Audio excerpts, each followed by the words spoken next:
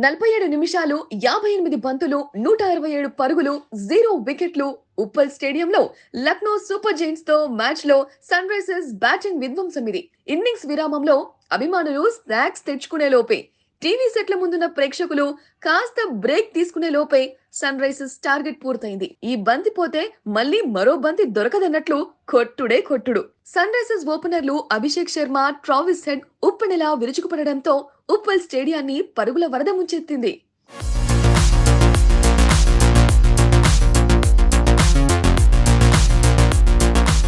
Sun Risers Hyderabad మరోసారి దుమ్ము రేపింది. ఆల్రౌండ్ ఆటతో అదరగొట్టింది. ప్రత్యర్థిని గల్లీ జట్టుగా మార్చేస్తూ మరో మ్యాచ్ ను ఏకపక్షం చేసేసింది. ఉప్పల్ స్టేడియంలో జరిగిన మ్యాచ్ లో సన్ రైజర్స్ 10 వికెట్ల తేడాతో లక్నో సూపర్ జైంట్స్ ను చిత్తు చేసింది. కట్టుదిట్టమైన బౌలింగ్ తో ప్రత్యర్థిని కట్టడి చేసిన సన్ రైజర్స్ అనంతరం విధ్వంసకర బ్యాటింగ్ తో హోరెత్తించింది. తొలుత లక్నో 4 వికెట్లకు 165 పరుగులే చేసింది. సన్ రైజర్స్ బౌలింగ్ దాడిలో విలవిలలాడిన లక్నోకు నికోలస్ పూరన్ 48 పరుగులు, ఆయుష్ బధోని 55 పరుగులతో నాట్అవుట్ గా నిలిచి జట్టు పరువు కాపాడారు. అనంతరం సన్ రైజర్స్ 50 నిమిషాల్లోపే పని పూర్తి చేసింది. 9.4 ఓవర్లలో వికెట్ నష్టపోకుండా లక్ష్యాన్ని ఛేదించింది.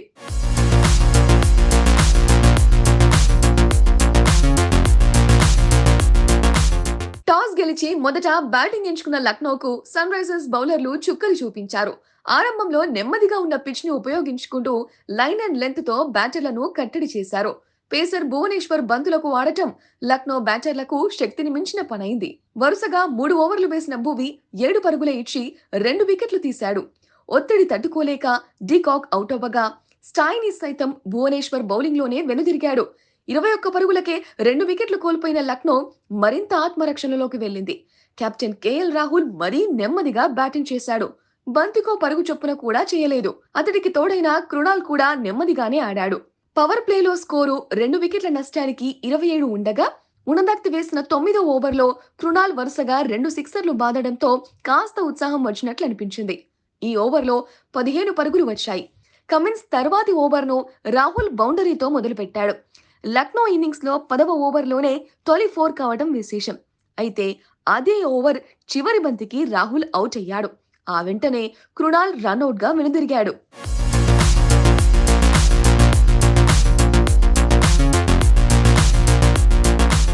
పదమూడవ ఓవర్ తర్వాత లక్నో ఇన్నింగ్స్ లో కాస్త జోరు కనిపించింది.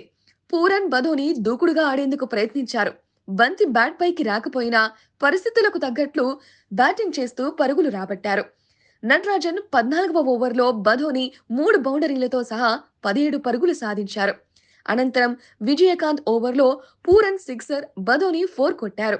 15వ ఓవర్లో లక్నో 100 పరుగుల మైలురాయిని అధిగమించింది. అక్కడి నుంచి పూరన్, బధోని అడపాదడపా బౌండరీలతో స్కోరును పెంచారు. ఈ క్రమంలోనే బధోని 28 బంతుల్లో హాఫ్ సెంచరీ పూర్తి చేశాడు. కమిన్స్ వేసిన 20 ఓవర్లలో పూరన్ 4 బౌండరీలు, 19 పరుగులు సాధించాడు. లక్నో ఇన్నింగ్స్ లో ఇదే అత్యుత్తమ ఓవర్. లక్నో చివరి 5 ఓవర్లలో 63 పరుగులు సాధించింది.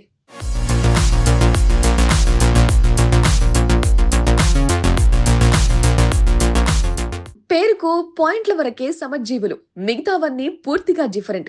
ఒకరిది నత్త నడకన బ్యాటింగ్, మరొకరిది రాకెట్ వేగం.